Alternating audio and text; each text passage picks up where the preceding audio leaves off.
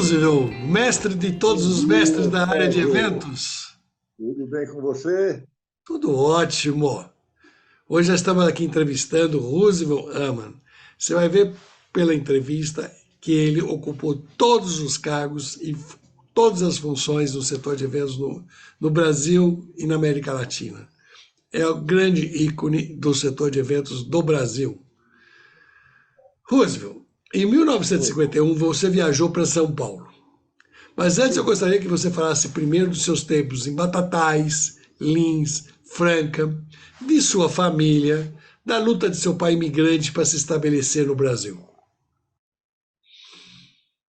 E quando meu pai se estabeleceu no Brasil, Eu quero começar de lado dessa fase aí. meu pai veio para o Brasil em 1911. Ele tinha 19 anos. E ele veio ficar na casa de um tio dele, que era em Ribeirão Bonito. Ele foi para Ribeirão Bonito e depois os irmãos dele vieram para cá também. Ele tinha dois irmãos, um mais velho e um mais novo, e eles foram para Lins. Lins era uma cidade que estava começando na época, e eles construíram lá um armazém e ficaram com esse negócio funcionando até bem durante vários anos. E nesse tempo todo, o primeiro irmão casou, depois ele casou, depois o outro irmão casou, e meu pai casou com minha mãe em 1927. Minha mãe tinha 19 anos, meu pai tinha 35. E aí eles vieram para São Paulo.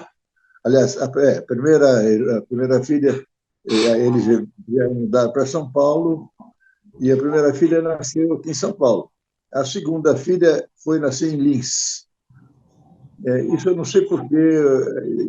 Depois eu fui nascer em São João da Boa Vista em 1931. Foi explicado pelo meu pai que naquele tempo estava uma situação de revolução aqui em São Paulo.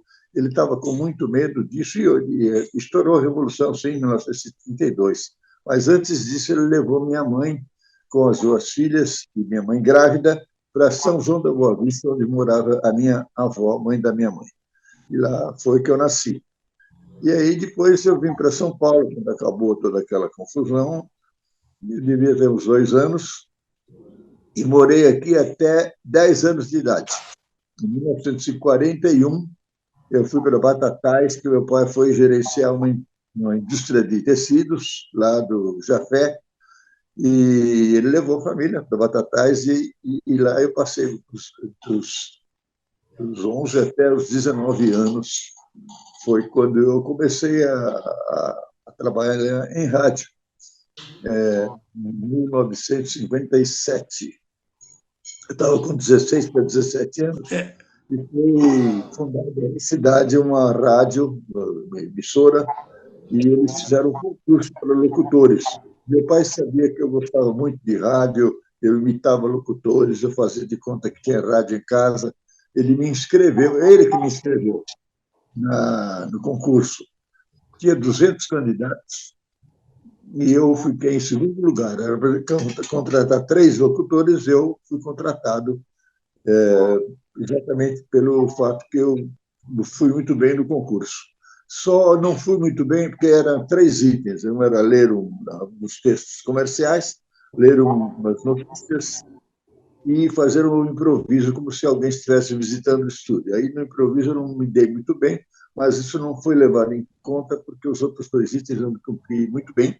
E aí eu fui contratado. Fiquei trabalhando nessa rádio desde 1957 até 47, 1947 até 51, quando meu pai voltou para São Paulo e, novamente, a família com ele. E nesse tempo que eu fiquei na rádio, eu comecei no locutor comercial, depois eu fui animador de auditório, fiz reportagens e algumas coisas também de produção, eu escrevia crônicas. E foi uma experiência muito boa. No interior, isso tem um valor extraordinário, porque não é todo mundo que consegue fazer isso. E eu fazia porque eu gostava, sempre gostei. Quando eu vim para São Paulo, Não, mas deixa eu ver, tem alguma coisa muito marcante no seu período na radiodifusora? Tem, porque é o seguinte, a Batatais tem um time de futebol na época, que era o Batatais Futebol Clube, que participou de um campeonato do interior, onde quando foi exatamente iniciado o ascenso, ou seja, o acesso. Ou seja, o campeão do interior também disputaria o Campeonato Paulista em São Paulo. E o Batatais de março. Tinha dois caras, o Antônio Rosa e o Luiz Rosa, dois irmãos, depois foram jogar no Flamengo. E foi a final do Campeonato do Interior foi em São Paulo, na Rua Javari, no campo do Juventus. E o Batatais assim, enfrentar o Guarani. Neste jogo, foi o maior roubo da história.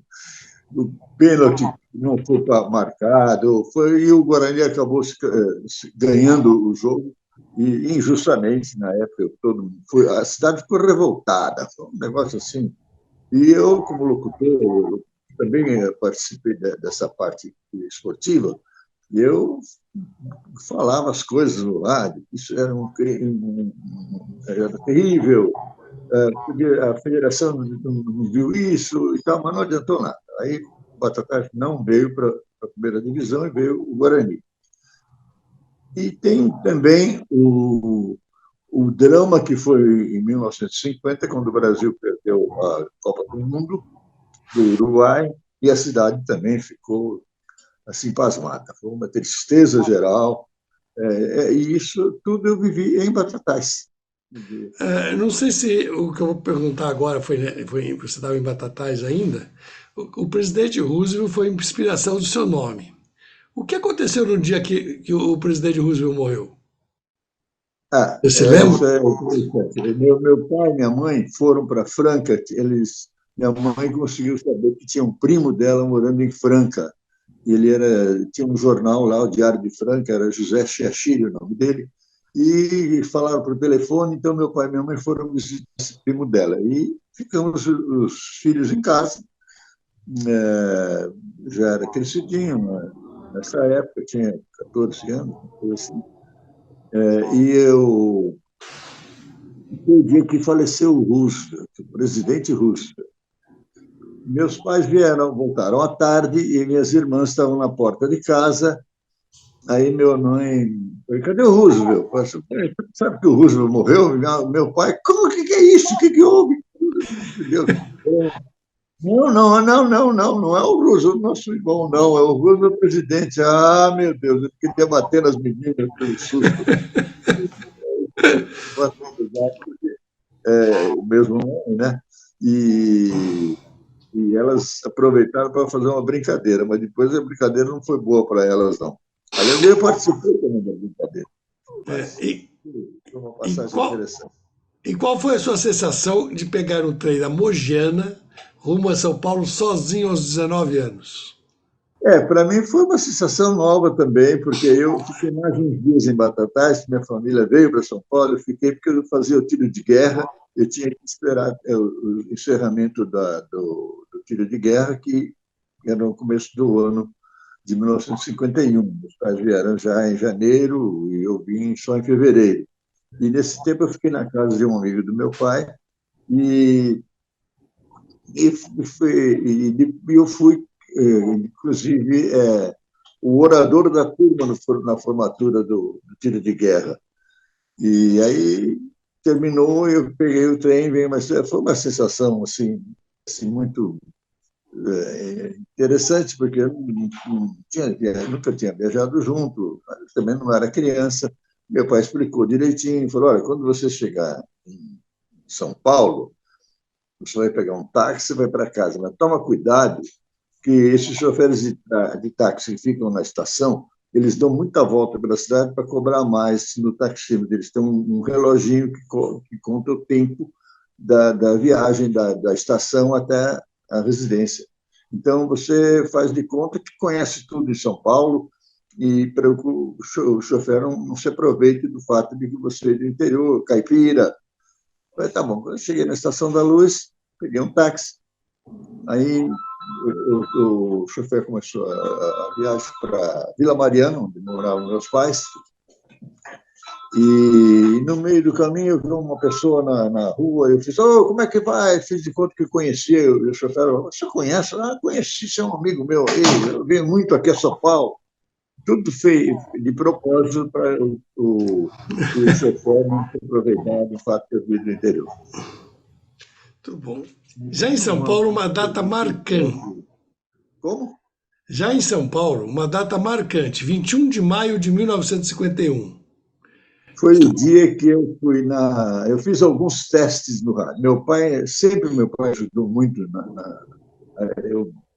no que eu gostaria de ser, né? Gostaria de trabalhar também no rádio. Ele tinha alguns amigos, ele arrumou um carta de apresentação, né, que ele sempre fazia. Eu ia fazer um teste numa rádio. Eu fiz o teste da Rádio Tupi, fiz o teste na Rádio América, que existia na época, essas duas rádios que não existem mais, e na Rádio São Paulo. E aí eu já estava até meio desanimado, porque a gente fazia teste e falava, qualquer coisa a gente chama você aí, tal. Eu fui aprovado, não fui aprovado, eu disse, não, não, fica tranquilo, se for oportuno a gente chama você. E ninguém me chamava.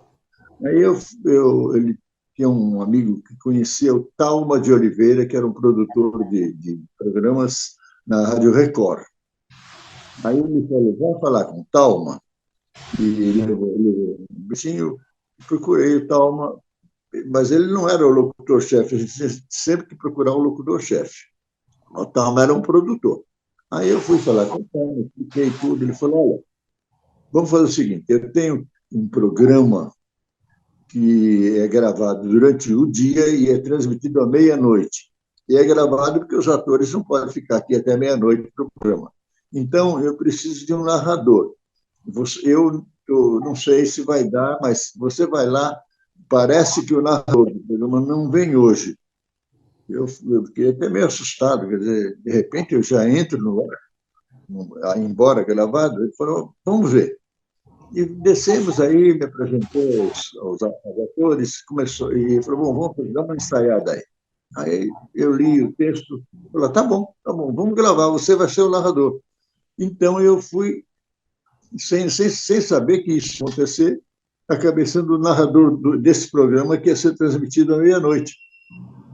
E aí eu cheguei em casa, falei, olha, vamos ligar a rádio, que à meia-noite vai aparecer minha voz. Eu falei, como assim? Meu pai, ué, o que é isso? Vocês vão ver minha voz.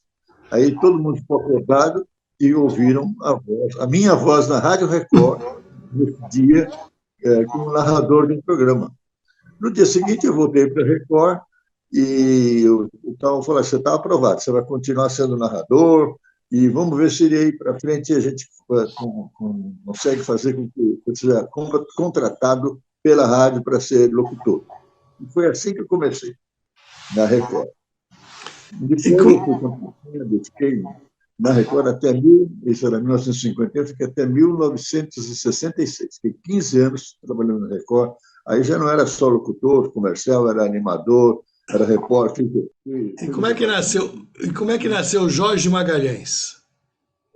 O Talma falou, bom, vamos ver, o seu nome é Rujo Aman? Eu falei, poxa, vai ser complicado esse nome aqui na rádio. Você não gostaria de ter um pseudônimo? Aqui tem alguns locutores que têm pseudônimo. Tem o César Medeiros, que é um locutor aqui, e o nome dele não é César Medeiros, é Sharif Joma, ele é filho de árabe. Não diga. Então, bom, olha, minha mãe queria que eu me chamasse Jorge, porque meu avô, o pai dela, se chamava Jorge. Então, eu posso usar o nome do meu avô. Mas e o sobrenome? Tinha um ator na Rádio Nacional, chamado Celso Guimarães, era famoso no Brasil todo. Eu falei, olha, pode ser um sobrenome parecido com Guimarães? Pode parecer Magalhães. Falou, tá bom, Jorge Magalhães. Falei, vamos pôr um D para ficar nobre. Estava falando comigo isso. Falei, tá bom, então, Jorge D. Magalhães. E foi com esse pseudônimo que eu trabalhei na rádio durante esses 15 anos e fiquei conhecido por Jorge D. Magalhães. Você também atuou como locutor comercial, né? Eu comecei como locutor comercial.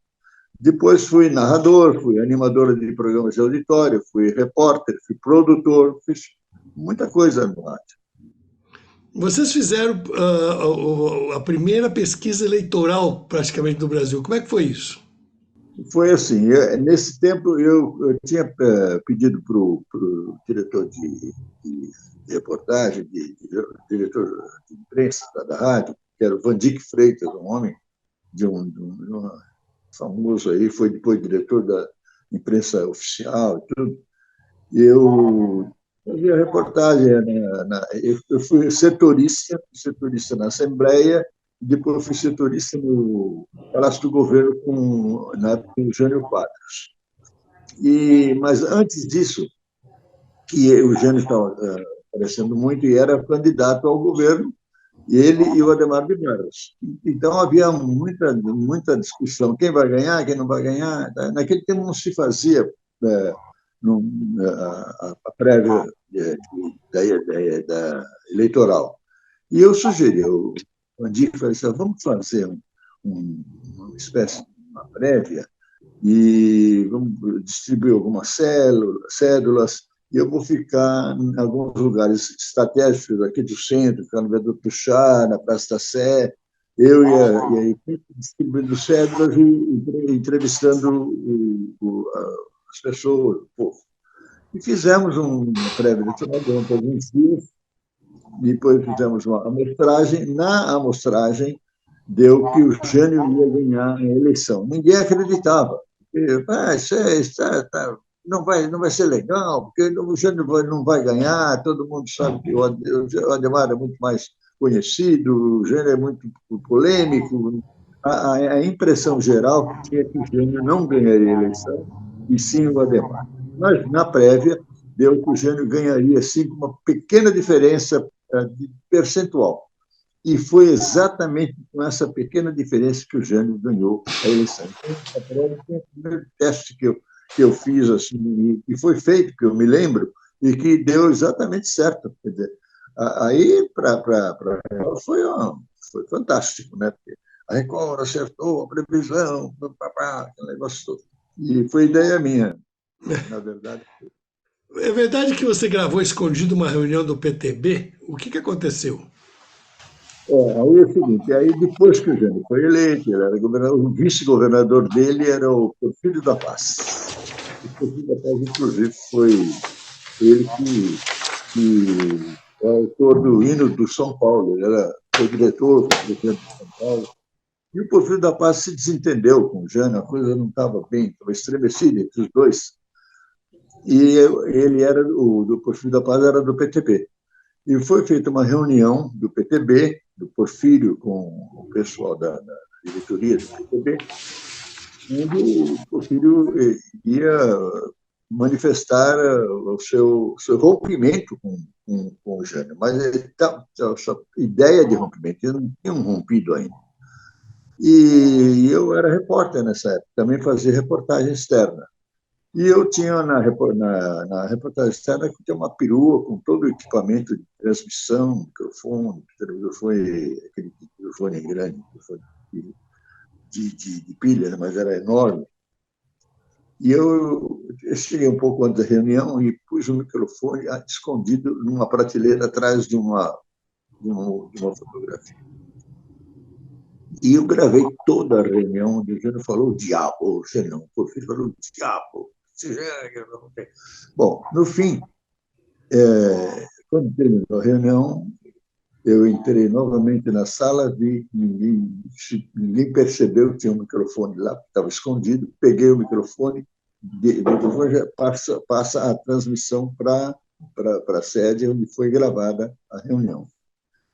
E então, nessa reunião, o que o filho falou, o diabo contra o Jânio, aí eles ficaram sabendo, o pessoal do PTV ficou sabendo que eu tinha gravado. Alguém falou, não sei como, e eles foram falar com o diretor da Record, que era o Paulo Machado de Carvalho, que não podia transmitir isso ia causar um mal-estar, uma coisa terrível.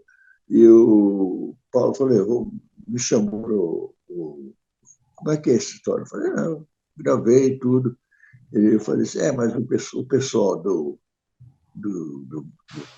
PTB pediu para não transmitir, porque isso vai causar um estremecimento entre o Jânio e o Porfírio. Eu falei, e o que o senhor acha, doutor Paulo? Ele falou assim, mande para o ar, sim, nós não vamos, não vamos colaborar com a mentira dos outros, vamos falar a verdade que nós conhecemos, porque nós gravamos graças a você, vamos pôr no ar. E a gravação foi para o ar. Quase, depois eles se entenderam, mas foi assim, um impacto enorme na relação entre o Jânio e o Porfírio, motivada por essa reunião. E eu gravei. Em Depois, 24. o Carvalho, que era um homem espetacular. Né? Esse homem está na história aqui da Copa do Mundo. Foi ele que levou, foi o chefe da delegação brasileira em 1958, quando o Brasil, pela primeira vez, foi campeão do mundo. Ele tem o estádio aí do Pacaembu, tem o nome dele. O Marechal da Vitória. Marechal da Vitória, ele mesmo. Qual foi a sua sensação na manhã de 24 de agosto de 1954, ao ler ao vivo a carta de despedida do Getúlio? Então, eu fiquei sabendo pelo rádio que o Getúlio tinha suscitado, chamei o pessoal da equipe de reportagem, falei, vamos lá na redação da Última Hora, porque a Última Hora, o jornal Última Hora, era um jornal do Jânio, favorável a Getúlio, e, enfim, lá poderia ter alguma coisa. Quando eu cheguei na Última Hora, estava chegando do Rio de Janeiro a cópia da carta que o Getúlio deixou antes de se suicidar. E eu pedi para ler essa carta, o pessoal deixou e tal, liguei para a reportagem, vamos pôr para o ar, eu vou ler aqui a carta que o Getúlio deixou. E eu li no ar, aqui em São Paulo, foi no Brasil todo, aqui em São Paulo, pela primeira vez, a carta que o Getúlio deixou antes de se suicidar. Foi dia 24 de agosto. E eu era, nesse tempo, tinha também o departamento de reportagem da Record. E qual foi a sensação? Terrível. Nossa, eu estava... Assim, primeiro, não acreditei, como que aconteceu? Foi assim, até um impacto nacional. Né? Você imagina um presidente como o Getúlio, que foi 15 anos aqui, o presidente voltou, primeiro ele foi como ditador, depois ele voltou eleito como presidente e, pelas pressões que ele sofreu, ele resolveu se matar. Né? Então, quando foi para o ar, isso a gente até que não acreditava, mas foi assim, um impacto muito grande e eu participei disso, dando essa notícia. No mesmo ano, você cobriu as comemorações do 4º centenário de São Paulo. Este ano, aliás, esta semana, deveríamos estar comemorando o bicentenário da independência. O que mudou? O que mudou? Em 54, se a gente pensar que em 1922 se fez uma exposição mundial do Rio para comemorar o centenário. Foi muito comemorado em 22. Eu estou achando realmente decepcionado com as comemorações do bicentenário. Quer dizer, o senhor falava que é o bicentenário e tem a reabertura do Museu de Ipiranga, mas isso é muito pouco para se comemorar essa data. Eu acho que você falou muito bem, em 1922 o Brasil todo comemorou, sim, com eventos, com muitas atividades e manifestações, o centenário da independência. Agora nós estamos comemorando o bicentenário da independência como uma data importante, mas sem aquele impacto que foram as comemorações do centenário de 1922. Eu também estou decepcionado. Eu acho que é muito pouco o que está se fazendo. Inclusive, se você comparar com o 4º centenário, como é que foi o 4º centenário? Como é que foi em São Paulo? O 4º centenário foi uma comemoração maravilhosa. E eu participei ativamente disso, porque a Record ela criou uma placa para que a gente fosse vender essa placa em residências, aí, era uma placa comemorativa do quarto centenário. E o custo dessa placa era o custo não era nenhuma exploração do Record, era para pagar a confecção dessa placa. E eu e mais uma equipe grande da Record andamos pela cidade inteira vendendo a placa, todo mundo queria, e essa placa tinha uma colante atrás, na parede das casas, e foi uma forma do povo de São Paulo comemorar o quarto, uma das formas, né? Do povo de São Paulo comemorar o quarto centenário. E a cidade toda teve eventos, principalmente no Ibirapuera, quando foi inaugurada a Bienal, eventos comemorativos o ano inteiro, eventos internacionais da, comemorativos do quarto centenário. E eu fiz algumas, eu fui setorista em alguns eventos, eu tenho até folheto de um dos eventos que eu fui o responsável pela imprensa. Enfim, eu participei ativamente, sim, do quarto centenário. E a Record sempre foi uma emissora muito participativa de eventos comemorativos, né? Tem que se lembrar que a Record foi a emissora da Revolução Constitucionalista de 1932, o porta-voz de São Paulo, cujo locutor era o César Ladeira, também extraordinário locutor, que depois foi trabalhar na Rádio Nacional. E a Record foi a emissora da Revolução, como também a emissora do quarto centenário. Você entrevistou a Marta Rocha na véspera do Miss Universo. Ela realmente era muito bonito? É verdade que ela aceitou quando você a convidou para... É verdade que ela aceitou quando você convidou ela para dançar? Então, eu Oh, sempre falo para mim... Vilneide não vai te bater não, né? Hein? A Vilneide deixa você contar? Eu sempre falo para minha mulher que a Marta Rocha, depois dela, é a mulher mais linda que eu já conheci. Ela fica toda... Mas então, eu fui entrevistar a Marta Rocha e ela deu uma entrevista coletiva da imprensa na Boate Arpege, que ficava na rua 7 de Abril.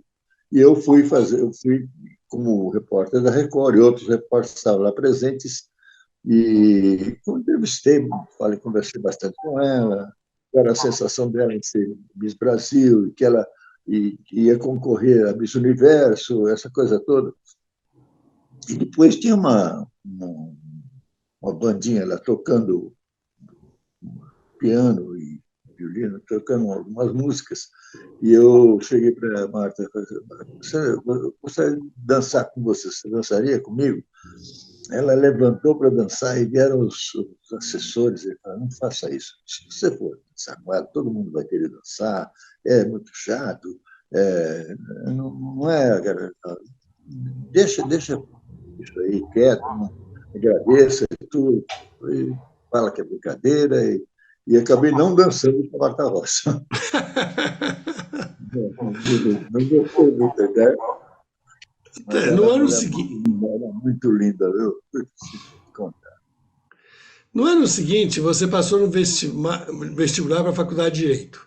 Como fez para conciliar os estudos e o trabalho na Record? Olha, no começo, eu sempre quis fazer o curso de Direito. E naquele tempo, os vestibulares não são como hoje, tinha a parte oral e a parte escrita. E a parte oral e escrita não era assim, conhecimentos do português, do latim, porque no curso de Direito tem o direito romano, tem que conhecer bem o latim, e francês ou inglês. E eu fui fazer o vestibular na Faculdade de Direito de São Francisco, em 1954, acho, 55. Não, 53, é. E não fui aprovar, não consegui nota. Fui novamente no ano seguinte e conheci nota, mas era excedente, quer dizer, então a nota era boa, mas tinha tanto candidato na minha frente, também não consegui. E no terceiro ano fui novamente, mas em vez de fazer o vestibular meu, São Francisco, eu fui fazer na Católica. E consegui nota muito boa em português e latim, e no escrito em francês também, mas no oral eu discuti com o professor na banca, porque eu mandou ler um texto em francês, eu li, ele falou, a pronúncia não é essa, eu falei, é essa sim, eu conheço muito bem o francês. E ele não era o professor de francês, ele conhecia o francês, ele me deu 0. Com isso eu não consegui entrar na... E aí eu fiquei sabendo que aí foi instituído o curso de Direito no Mackenzie. Então, alguns amigos que também não entraram no curso na Católica, vamos lá no Mackenzie, vamos nos inscrever, nos inscrevemos no curso de Direito do Mackenzie. E eu consegui ser aprovado, boa nota, fiquei em 4º lugar, uma coisa assim, e eles têm 200 vagas. Então, foi muito tranquilo e foi uma experiência maravilhosa, porque eu sou da primeira turma de Direito do Mackenzie. E hoje o Mackenzie é considerado uma segunda faculdade de Direito do Estado de São Paulo. E era mesmo com muitos professores que davam aula também na São Francisco foram dar aula no Mackenzie. E, para mim, é um orgulho ter participado dessa primeira turma. E eu tenho encontros constantes com colegas da primeira turma e também de outras turmas, porque, como vamos dizer, inaugurando o curso de Direito do Mackenzie, a gente teve a oportunidade de conhecer novas turmas que foram também chegando e tenho muitos amigos ainda vivos que se encontrando com a gente que, em algumas oportunidades para relembrar os bons tempos do Mackenzie. Mas você continuou trabalhando na Record. Como é que era conciliar estudar e trabalhar? Não era complicado, porque eu consegui. O curso de Direito era pela manhã. Então, eu trabalhava na Record à tarde e à noite. Então, eu conciliava bem essa coisa, porque uma coisa não atrapalhava a outra, não. Fui durante todo o tempo fazendo isso. Era sacrificado, porque eu trabalhava à noite até altas horas e tinha que acordar muito cedo no dia seguinte, porque a aula começava logo cedo. Mas, mesmo assim, eu era jovem, né? Não tive grandes problemas, embora foi com algum sacrifício. Qual foi a sua emoção quando conquistou seu primeiro Roquete Pinto, em 1956? Eu estava também nessa época muito tenso. Meu pai não estava muito bem, tinha um problema de diabetes e eu tive que conviver com essa felicidade de ter ganho o prêmio Roquete Pinto e com a infelicidade de perder o meu pai. Mas foi uma época que eu voltando para o parque e ganhar o Roquete Pinto foi realmente, porque profissionalmente foi extraordinário, porque era um prêmio ambicionado por todos os que trabalhavam em rádio, não só locutores, como narradores, repórteres, produtores, radiadores, cantores, enfim. Todo mundo esperava o resultado da escolha do prêmio Roquete Pinto e, para mim, foi uma premiação que eu nunca mais esqueço. Tenho até hoje o prêmio Roquete Pinto aqui na minha galeria e foi uma emoção maravilhosa quando eu recebi esse prêmio. O Roquete Pinto realmente era a maior premiação do Brasil naquela ocasião. Sem dúvida. Seu pai foi muito importante na sua vida. Você acabou de falar dele. Seu pai foi muito importante na sua vida. Você acabou de falar dele. Ele deixou um bilhete. Ele que me inscreveu no concurso lá em Batatais, ele que me arrumou apresentações aqui para. Meu pai sempre foi incentivador, e ele usava de todos os meios que ele podia para me ajudar, para eu conseguir aquilo que eu pretendia, né? Que era trabalhar em rádio. E ele foi sempre é uma pessoa maravilhosa, um pai espetacular, enfim, é inesquecível. Eu até hoje sempre lembro com muita saudade do meu pai, muita alegria e muita felicidade de ter um pai como ele, por ser assim também com meu filho, e meu filho também com os filhos dele. Essa é uma postura que a gente tem de familiar e que, graças a Deus, eu comecei isso recebendo do meu pai. Agora quero ver como é que era o locutor Roosevelt. O seu pai deixou um bilhete para você que te serviu de bússola. Você poderia ler para nós? É o seguinte, meu pai. Agora é, o locutor, é a mistura do filho com o locutor, hein? O documento está aqui. Ó, esse aqui é o original.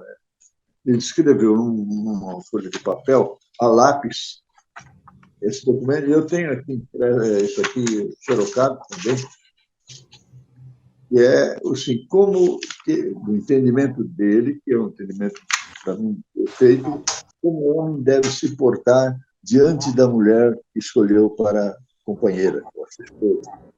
E ele, meu pai, cara, embora ele tenha vindo para o Brasil com 19 anos, ele não conhecia o português, e meu pai era um autodidata.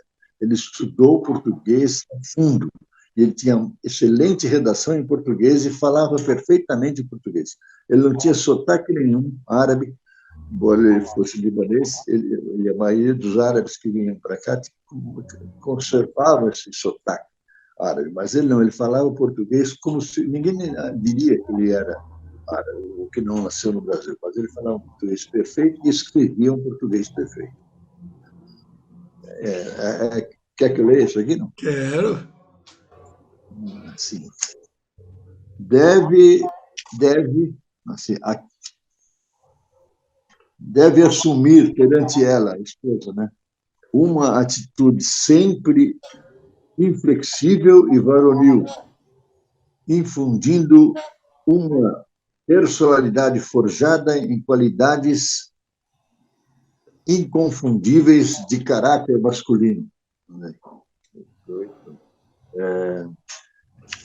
De caráter masculino firme, delicadeza e maneiras de gentleman, austeridade nas expressões, inclinação e amor ao trabalho e dinamismos úteis e profícuos. Evitar certas frivolidades e exageros da confiança nos primeiros tempos.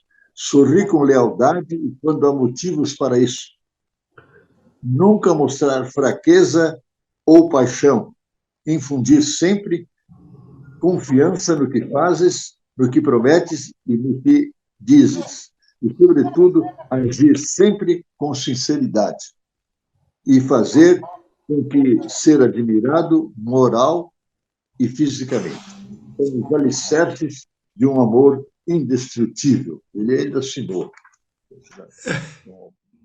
Quando é que você leu isso para a Vilnete, pela primeira vez? Ela ficou maravilhada. A Vilnete é muito sensível. Minha mulher tem uma sensibilidade muito grande para essas coisas de família, então ela até chegou às lágrimas quando a primeira vez que eu li para ela, e eu falei, conserva isso, Gus, não vai perder esse documento aí, que isso é uma coisa, você tem que manter isso pro resto da vida. E está guardado aqui comigo. Para esclarecimento de quem está nos ouvindo, Vilneide, a companheira de toda uma vida do Roosevelt, uma grande guerreira, uma grande parceira e uma grande amiga. Sem dúvida, porque a Vilneide ela é uma grande companheira, uma grande esposa e também uma grande profissional. Ela me ajudou demais no meu início de limpeza de eventos, e ela participou durante muito tempo como coordenadora dos eventos, até o tempo da Alcântara Machado, quando eu tinha empresa, e depois também na Alcântara Machado. Mas nós vamos chegar lá. Nas empresas, nós estamos chegando. Mas acho que a última que eu vou perguntar, mais duas perguntas ainda da época da Record. Em seu trabalho de apresentador, você colocou o então presidente Juscelino Kubitschek numa fria. Como é que foi isso? Não foi bem assim, porque eu tinha. Nós tínhamos uma empresa de publicidade antes de ter a empresa de eventos, mas a gente já fazia alguns eventos para os nossos clientes. E foi inaugurada aqui em São Paulo o Ar Frio, que era uma câmara frigorífica com finalidades industriais, e era assim, um avanço do Brasil nesse setor.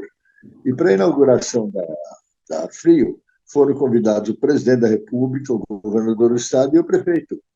E eles compareceram.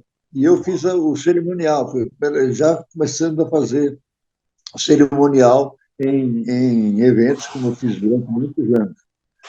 Depois que foi feita a inauguração, a inauguração só cortar fita, mas tinha que entrar na câmara, lá dentro, numa câmara fria. Eu fui falar com o Jânio se ele gostaria de entrar na Câmara. Ele falou: de jeito nenhum, meu companheiro, não vou entrar nesse lugar. Achei chato. Fui falar com o Ademar. O Ademar era prefeito e o Jânio governador. Falei com o Ademar: doutor Ademar, o senhor não gostaria de conhecer por dentro uma Câmara? Ele falou assim: eu não entro em fria, não. Eu não sou picolé. Aí eu fui falar com o Juscelino. Eu falei: presidente, gostaria da sua presença percorrendo aí a Câmara pessoalmente. Isso poderia ir? Ele falou: com todo o prazer, meu jovem, vamos lá. Quer dizer, eu sempre menciono isso para mostrar que o Juscelino era realmente um cara extraordinário, de uma postura assim, fantástica. Ele não tem nenhum problema, vamos. Nem o Jânio, nem o Juscelino, nem o Ademar quiseram ir, mas o Juscelino, que é o presidente, foi. E isso eu fico como exemplo, né? Da personalidade do Juscelino. Eu admiro muito o Juscelino. Por isso que ele é Depois, admirado até hoje, né? eu conheci o Juscelino nessa ocasião, e quando eu tinha ido, quando ele ganhou a eleição, houve um jantar em comemoração à eleição dele no Copacabana Palace.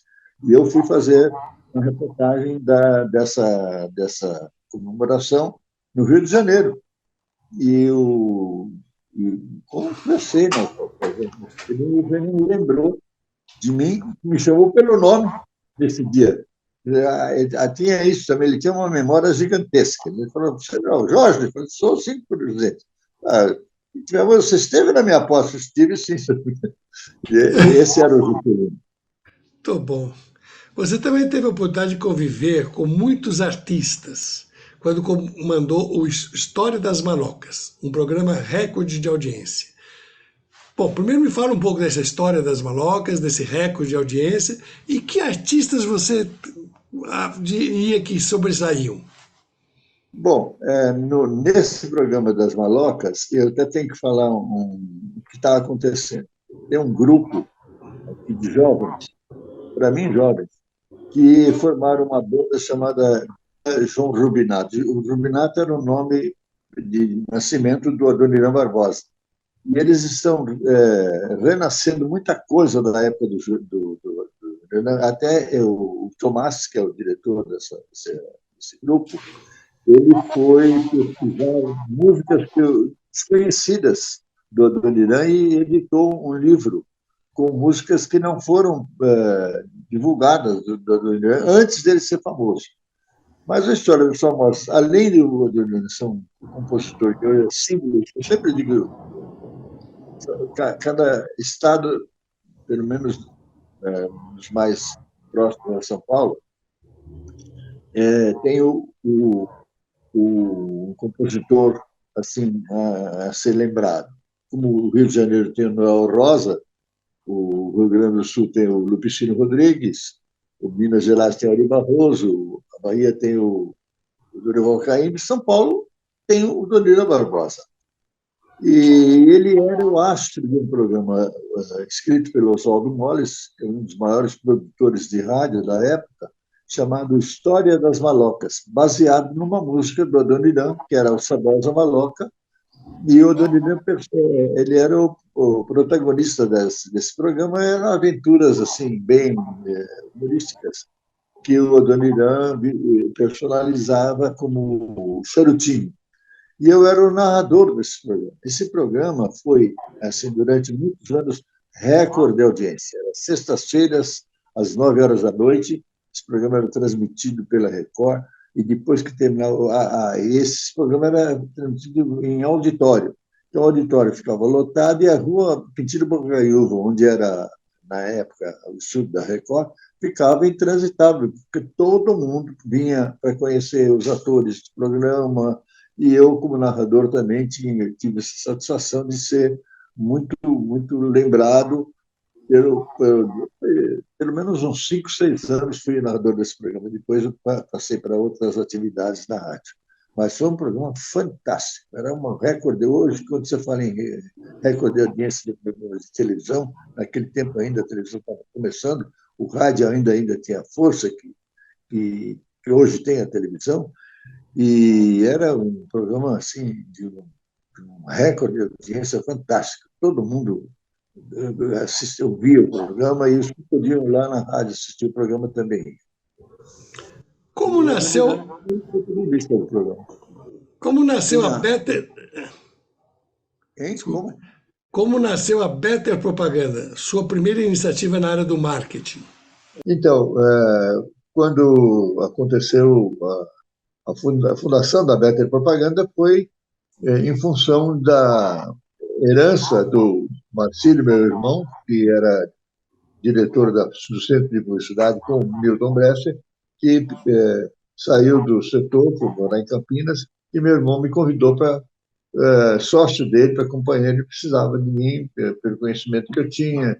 Enfim, aí inauguramos a Better, que era vamos dizer, uma substitutivo do Centro de Publicidade. E foi muito bem aberta, porque o meu irmão era muito ativo, muito bem relacionado, inteligente, e ele fazia parte vamos dizer, parte de contatos, de criação, e eu fazia parte de direção administrativa da Better Propaganda. Foi assim que acabamos tocando a empresa, e eu me afastei do rádio, porque aí não dava mesmo para conciliar, que era uma dedicação muito grande pela empresa, pelo fator de resultado eficiente que a empresa conseguiu durante muitos anos.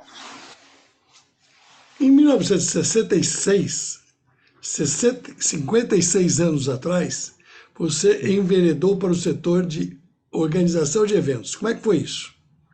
Bem, aí nós tivemos um problema da Becker, um cliente que fizemos uma grande campanha, e esse cliente era uma empresa, melhor nem mencionar, mas uma empresa pública do Rio de Janeiro, cujo presidente foi demitido e não manteve o cumprimento do projeto. Então, ficamos sem recursos para tocar a empresa, porque nós tivemos que pagar os jornais, as rádios, as televisões, toda a mídia,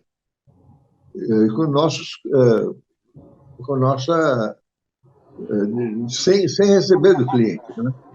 E com isso a gente resolveu criar uma outra empresa de eventos, porque aconteceu a necessidade de um amigo nosso, cujo irmão era da comissão organizadora de um congresso internacional de cardiologia, foi falar com a gente e falou: olha, meu irmão quer uma empresa para organizar esse evento, mas não existe empresas especializadas. Eu falei: bom, como é que é? O que a empresa tem que fazer? Ele falou: não, tem que fazer a divulgação do evento, a organização do evento, os contatos, enfim, a equipe que vai trabalhar. Isso tudo a gente conhecia. Alguns eventos a Better tinha organizado. Então, fomos conversar com a comissão organizadora e nos propusemos a fazer um projeto para organizar esse evento. Era um congresso sul-americano de cardiologia, junto com o Congresso Brasileiro de Cardiologia, da Associação, da Sociedade Brasileira de Cardiologia. E isso foi um ano antes do evento. Aí fizemos um projeto, estudamos bastante, e esse irmão do médico que foi nos procurar, ele era também publicitário, entrou na nossa sociedade, criamos a empresa, e como tinha alguma relação com o nome Better, demos o nome de Beta Eventos, Beta Congressos. E foi assim durante um ano inteiro organizando eventos. Mas hoje você organiza 40 eventos, não sei quantos eventos, as empresas organizam muitos ao mesmo tempo. Mas nós tínhamos esse evento como finalidade e como também uma forma de saber o resultado para ver se a gente tocaria esse projeto para outros eventos. E deu certo mesmo, foi um belo evento, foi elogiado pelo Estadão, ele fez um comentário sobre a organização do evento. Com isso, nós nos animamos a tocar o projeto, porque outros médicos, porque médico é assim, médico fala, também nos procuraram. Ia haver um congresso de gastroenterologia no outro ano, e nós fomos procurados pelo presidente do congresso, que soube que nós fizemos um congresso de cardiologia, vocês trabalharam bem, queremos... E foi assim que começamos a trabalhar em eventos, mas a maioria deles da área médica. Chegamos a ter 40 eventos médicos ao mesmo tempo de organização. Então, temos uma equipe grande organizando isso e foi realmente a primeira empresa, porque não havia empresa especializada. E aí, com isso, eu me afastei da publicidade porque achei que estava entrando num campo novo que era muito estava dando muito certo. E foi assim que começou. Nos 4 anos seguintes, a Beta Congressos realizou mais de 500 eventos. Como é que vocês conseguiram crescer assim tão rápido? Olha, foi assim, ia acontecendo e íamos aumentando a equipe. Nós tínhamos uma equipe de 30 funcionários trabalhando. Aí eu volto a falar da Vioneide, que é uma profissional extraordinária, e ela coordenava a maioria dos eventos nossos, ela era coordenadora, quer dizer, tinha que ter uma equipe, tinha que ter tem a parte pré-evento e a parte do evento, enfim, tudo isso a gente foi formando de acordo com a necessidade. E quando a gente fala em 500 eventos, não eram 500 eventos ao mesmo tempo, não. Eram 500 eventos durante 5, 6 anos que nós tivemos na Beta, até que eu fui para a Alcântara Machado. E aí que eu falo. Aí um furacão entrou na sua vida, né?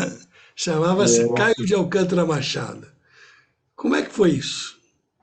Então, o Alcântara Machado estava responsável pela construção do Anhembi, né? E já tinha marcado a inauguração do Anhembi com uma feira, e também estava construindo o Palácio das Convenções, porque a Alcântara Machado tinha comprometido a realizar um congresso internacional de hematologia, e eles estavam atrapalhados. Como é que nós vamos fazer isso? Quem é que vai fazer esse congresso? Quem é que vai organizar? Aí o Caio me chamou, alguém falou de mim para ele, me chamou e falou, olha, eu preciso de uma organização, de um evento, de um congresso mundial de hematologia, e eu gostaria de saber se você aceitaria vir trabalhar na Alcântara Machado para organizar esse congresso. Era realmente um congresso fantástico, e com muita expectativa, e com muita preparação, e ao mesmo tempo organizado pela Alcântara Machado.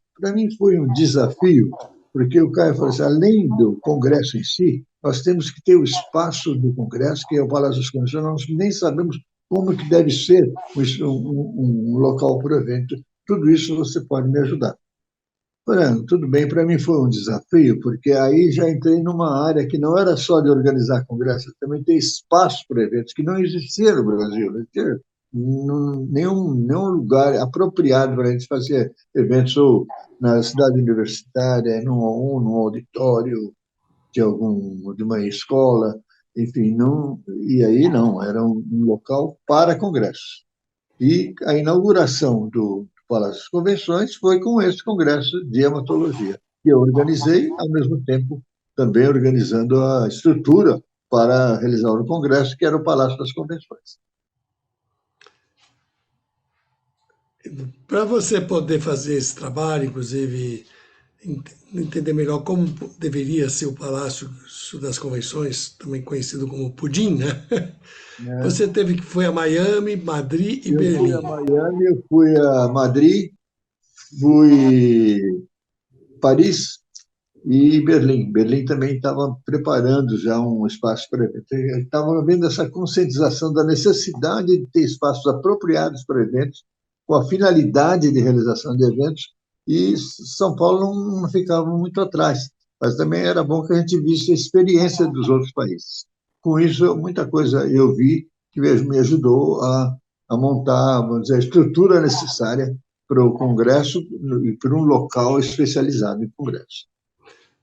O que me dá a entender que o Caio dava boas condições de trabalho para quem ele Ah, contratava. o Caio é outras pessoas extraordinárias que eu conheci, ele tinha uma cabeça, uma visão assim fantástica. Isso é reconhecido, todo mundo sabe o valor do Caio, como não só como empresário, também como empreendedor. E mas o ramo dele, ele fala: meu ramo não é congresso, meu ramo é feira. Eu preciso de alguém que seja aqui, né, que seja aqui na Alcântara Machado para organizar. Estou sendo muito procurado para realizar congressos. E eu preciso de alguém como você. Eu falei: não, cara, eu aceito o desafio, porque tendo um espaço para eventos como é o Palácio das Convenções, a gente vai ter muito mais facilidade em fazer eventos do que a gente tem tido até agora. Eu sempre faria eventos em lugares não totalmente adaptados para congressos.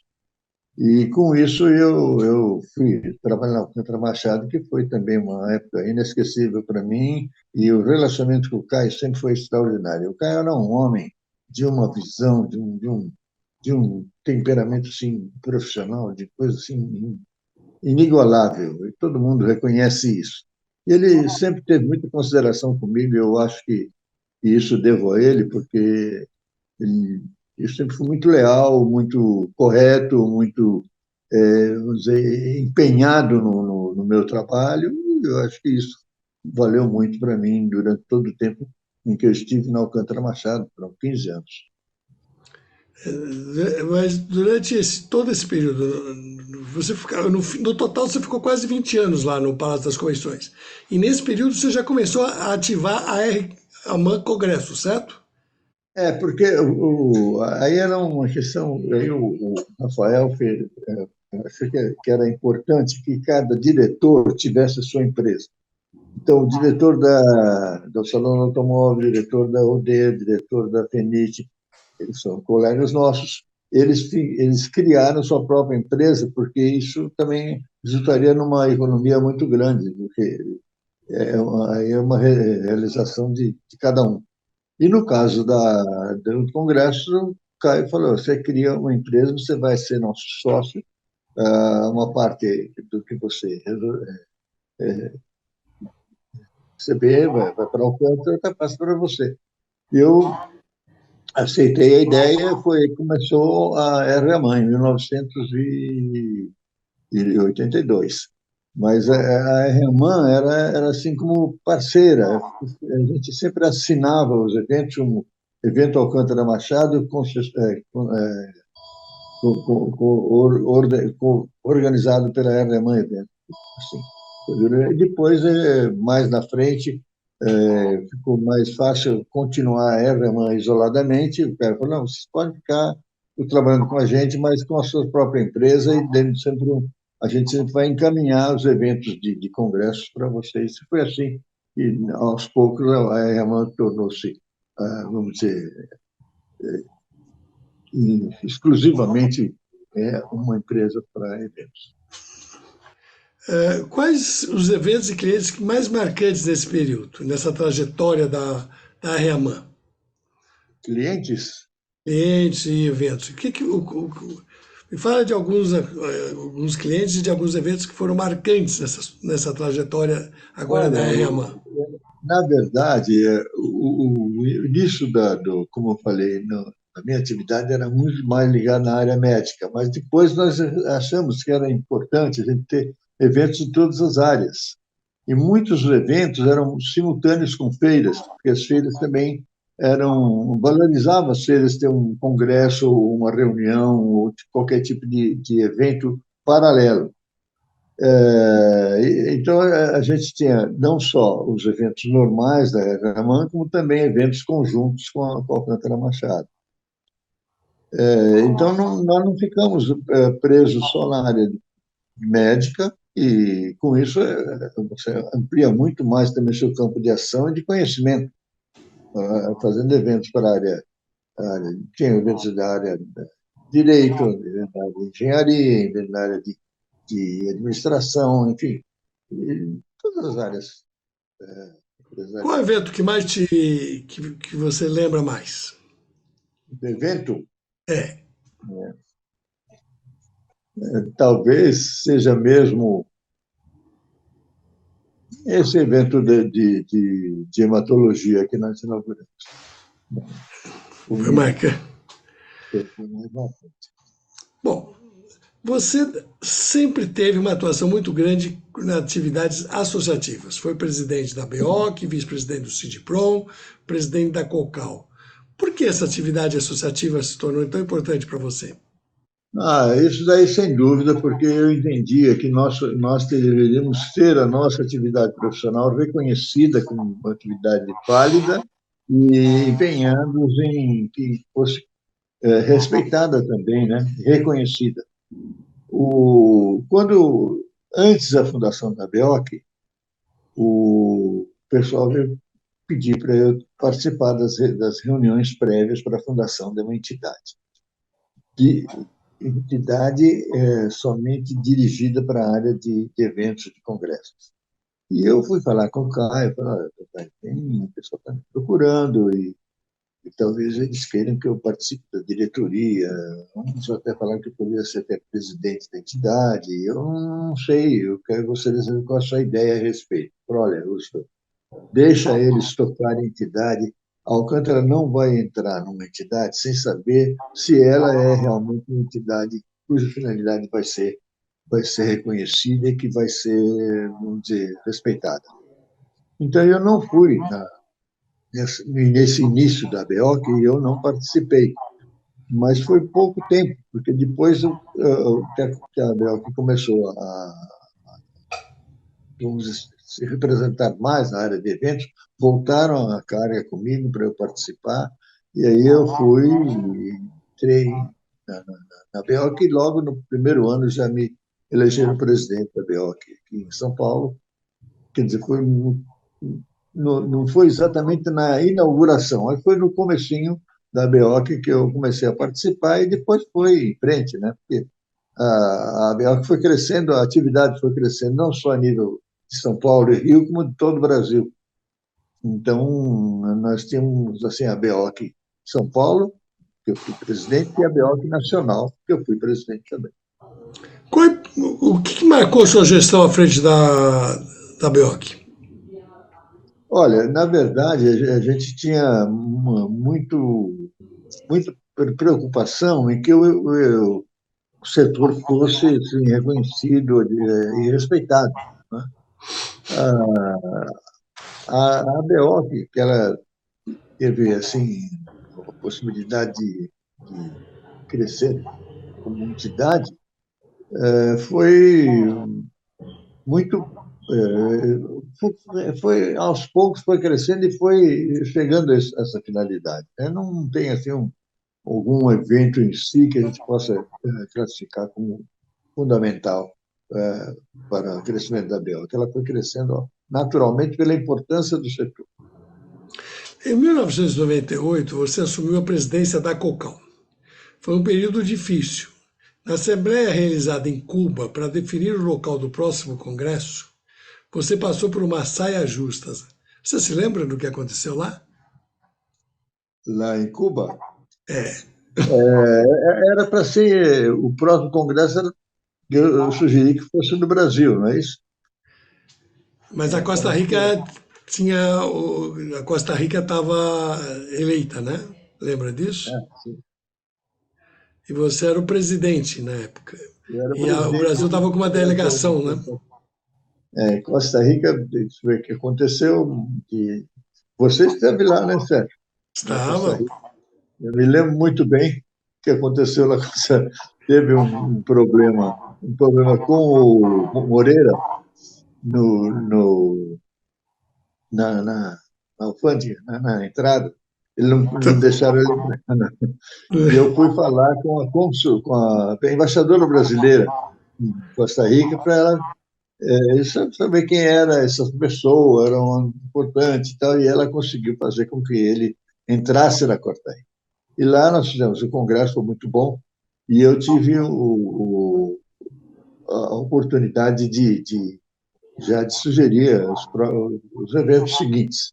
Mas antes de terminar o congresso, um grande amigo meu chamado Sérgio Junqueira não se sentiu muito bem, teve um problema e foi internado. E o pessoal lá da Costa Rica conseguiu que ele fosse internado num hospital, nos melhores de San Juan, né? E ele foi acudido a tempo. Você teve um problema de Apendicite. apendicite. E eu fiquei mais alguns dias na Costa Rica, aí preocupado com o Sérgio e a família dele, querendo saber o que estava Isso foi acontecendo. numa, isso foi numa reunião preparatória da Cocal. Não foi na Cocal Exatamente. propriamente. Na Cocal Exatamente. aconteceu que o Curitiba queria passar na frente de Costa Rica e Costa Rica foi lá e defender o direito dela de fazer o congresso. Lembra? E você teve que É, decidir para onde ia esse congresso. E você era o presidente, lembra disso? Que é, dificuldades. E você sim, teve. eu queria, mas tinha resistência para que fosse em Cuba. Que coisa Então, aqui. acabou sendo eleito em Costa Rica, foi um belo congresso lá em Costa Rica. Foi E muito. eu não esqueço esse congresso por várias, esses problemas do Moreira e o problema do Sérgio Junqueira também. Quando eu voltei para o Brasil, e a esposa do Sérgio disse: o Sérgio não, vai ficar mais alguns dias lá em Costa Rica, não quis dizer. E o seu irmão veio falar comigo e falou: olha, não vai falar para ninguém, mas o Sérgio teve um problema assim, de apendicite, mas ele está muito bem assistido. As nossas amigas porto-riquenhas estão tratando dele. Tinha uma. Como era o nome dela? Flor Bela? Não, Flor. A Flor e a Flor. Yadira. Tinha a Yadira também. Sérios, pode deixar que ele está bem, ele vem. Mas o que a gente vai dizer? Vai dizer que ele ficou lá, tem outras atividades lá, e ele precisou ficar mais alguns dias, mas logo, logo ele está aí e tal. E com isso, assim, você imaginou como a dona Edna ia ficar se soubesse o que estava acontecendo com o marido dela. Mas foi contornado o problema. O problema é que inicialmente a ideia era ficar 5, 6 dias, eu acabei ficando 20. E aí para Pois manter essa é. história por 20 dias foi mais difícil. A gente não entendeu muito por quê, né? Ai, ai. Além disso, você foi pela primeira vez na história da Cocal, houve um presidente com mandato prorrogado, o seu. Por que que foi prorrogado o seu mandato? Você se lembra? Eu lembro, sim, porque havia uma disputa, né? Numa reunião que foi em Cuba. Havia uma disputa para o próximo presidente e não estava sendo aceito o presidente. Então, acharam que era melhor ficar mais um ano na presidência para trabalhar, para a gente planejar assim, uma nova fase da Cocal, e eu fiquei 3 anos. Foi pela primeira vez que um presidente ficou 3 anos. Em geral, era 2 anos, e eu tive que ficar mais um ano. Na época, o presidente que estava preparado e estava sendo resolvido para ser era o Elógio, lembra de o Elógio Rodrigues de Cuba?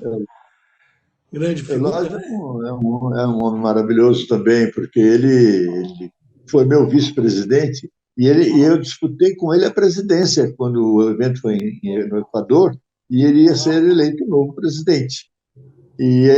O presidente era eleito pelo comitê diretor da Cocal. Então, na última hora, com, com a presença do Sérgio Camilo, da Margarete, do Neide e tal, nós fizemos uma espécie de uma campanha junto aos demais diretores para que eu fosse o presidente. Quer dizer, um trabalho que eu gostaria de desenvolver pelo fato que o Brasil sempre representou muito dentro da COCAL. E eu acabei ganhando a eleição do relógio. Eu disputei com o relógio, mas eu convidei para ser meu vice.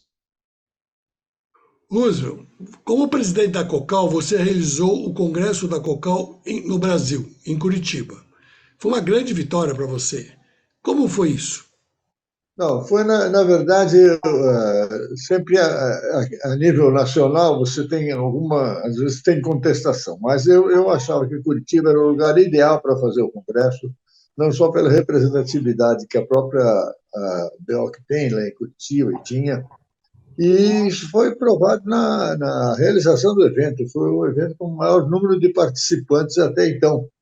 A abertura do Congresso, o auditório estava lotado em torno de 2.000 pessoas. Quer dizer, não eram todos participantes, eram convidados e tudo mais, mas isso mostrou a força da COCAL e também da própria BEOC, né? Porque a BEOC é que organizava o congresso da COCAL na oportunidade.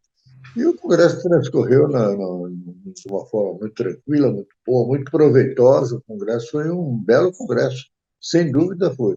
E a gente deve também a ajuda da pessoal nosso lá de Curitiba, Margarete, Pisato, Sérgio Camilo, que nos deram toda a cobertura e puderam realizar esse congresso lá com todo o sucesso que a gente queria que ele tivesse, como realmente teve.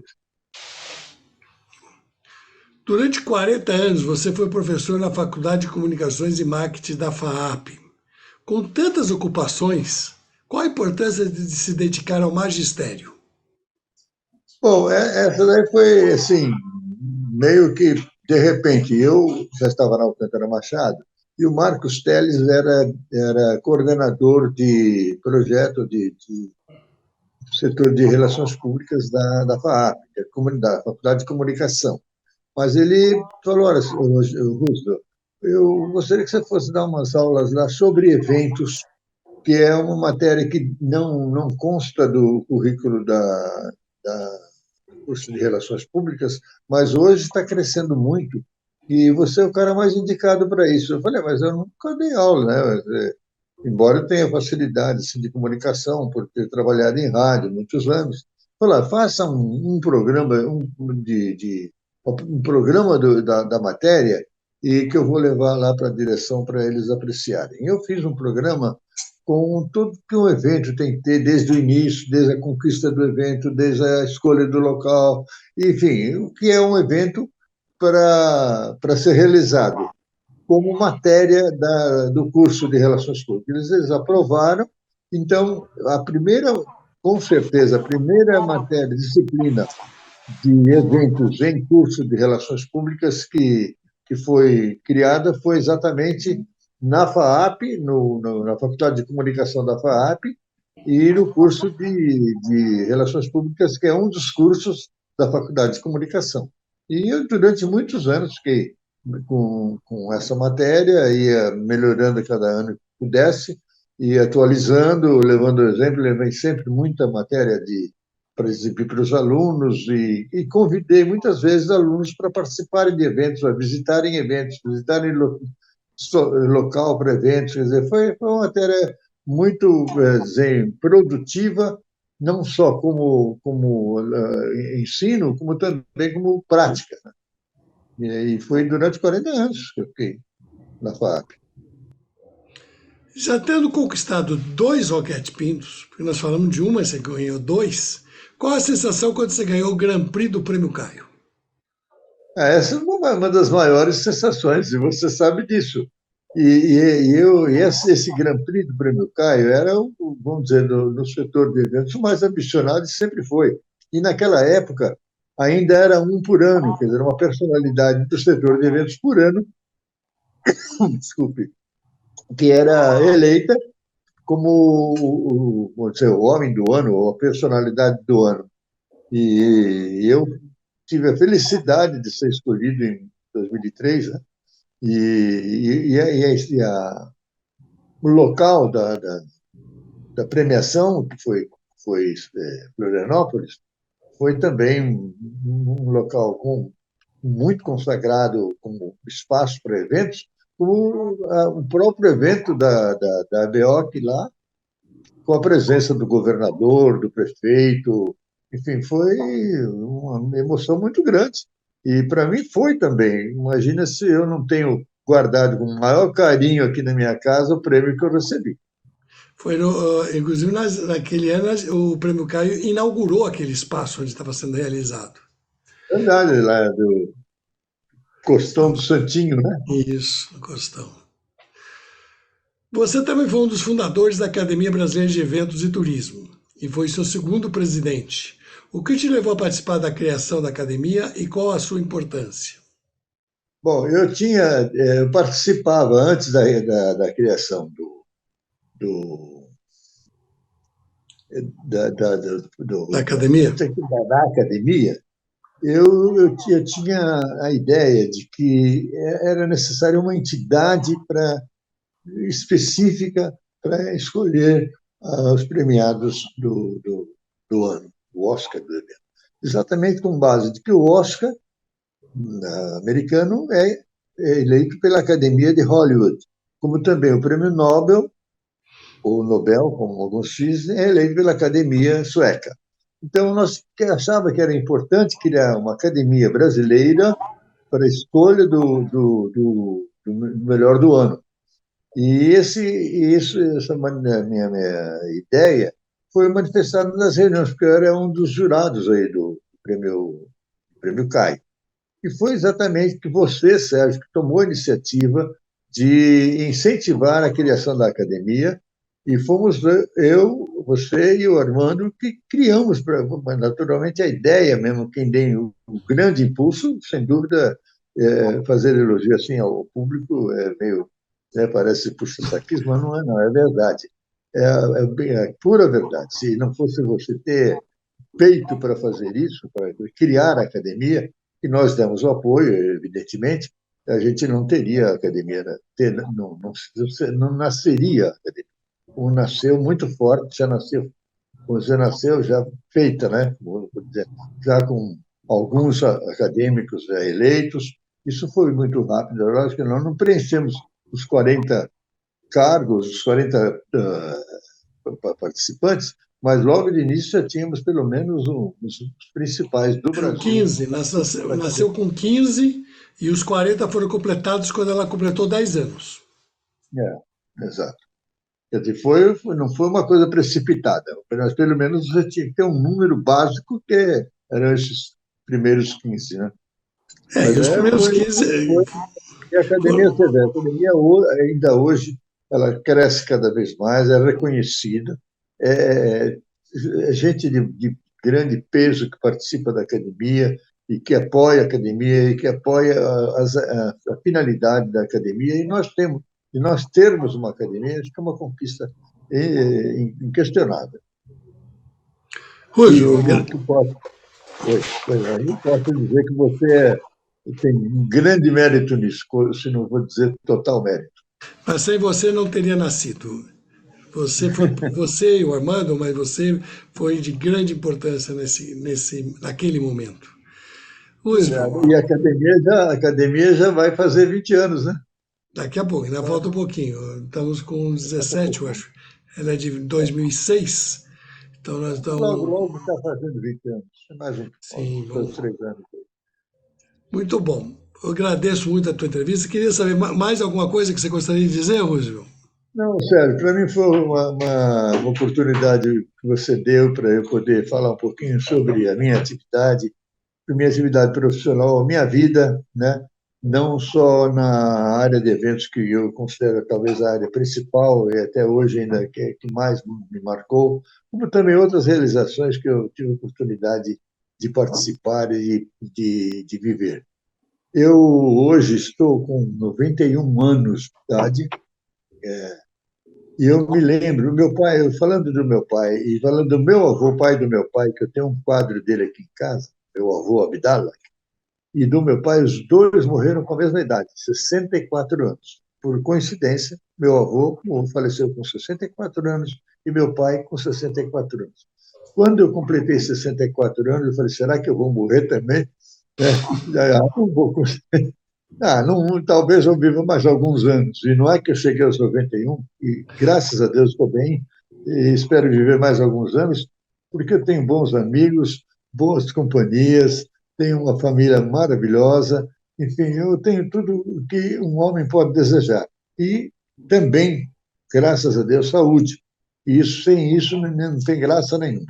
Então, eu agradeço bastante você ter me convidado, é um prazer falar um pouco de mim, e estou sempre às ordens, Sérgio. Você manda e não pede. Muito obrigado, Lúcio. E olha, esse senhor, esse homem de 91 anos de idade, ele sempre surpreende. No Prêmio Caio, em dezembro, 11h30 da noite, ele levanta e fala assim, vou embora. Eu falo assim, quer que eu peça um Uber? Eu falo, não, eu vou guiando. Então, 11h30 da noite, ele pega o carro dele e volta para casa sozinho, guiando. Eu estou com 70, desde os 70 já parei de guiar, não me sinto mais com condições de guiar. Ele com 90 está guiando. É um exemplo para todo mundo. Muito obrigado, Roosevelt. Foi ótimo Obrigado, te entrevistar. Tá bom, aquele grande abraço, sempre às ordens. Isso aí.